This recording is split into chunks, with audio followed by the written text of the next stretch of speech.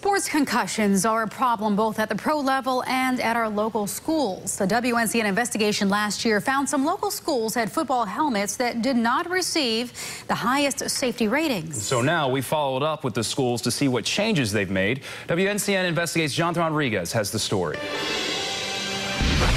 It's a big problem that's now hitting the big screen. Repetitive head trauma chokes the brain. When it comes to hard hits, you can't pass over the hard facts. According to the National Center for Catastrophic Sport Injury Research, at least 5 high school students died last year from head injuries. One of them was 17-year-old Isaiah Langston. He was just one of those kids that was a standout. The linebacker for Rollsville High School was hit in the back of the head during practice.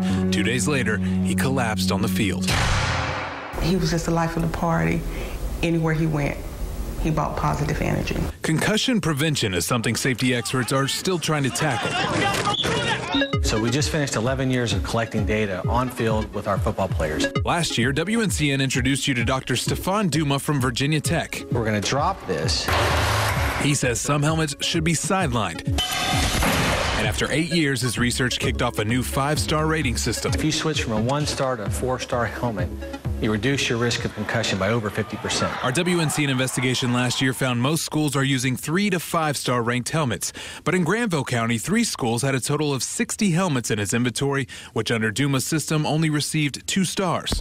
So we followed up this year and found since our story aired, South Granville and JF Webb aren't using any of the 2-star rated helmets anymore. We're told Granville Central still has 5 of the 2-star helmets being used by the JV team, but school administrators say they're in the process of phasing them out. In Wake County, we also found Knightdale High had 22 helmets in their inventory last year that received such a low rating, Duma benched them on the not recommended list. And this one's not just bad, it's terrible. The athletic director tells WNCN they no longer have these helmets. Fuquay Varina and Enloe High School also had 2-star rated helmets, which school officials say they replaced with 5-star helmets. But the district tells us they were replaced because the helmets were old, not because of their low rating. They say all of their helmets were still ruled safe based on long-established NOCSE standards. The primary difference between NOCSE and Virginia Tech is NOCSE has a pass-fail standard.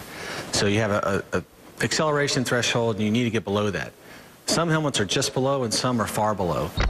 Overall, the number of head injuries each year has been on the decline, but prevention is something safety experts say schools, parents, and players can't afford to fumble. Now, Dr. Duma says several school systems all across the country have adopted the Virginia Tech standards. If you want to check the safety rating of your helmet, just log on to WNCN.com.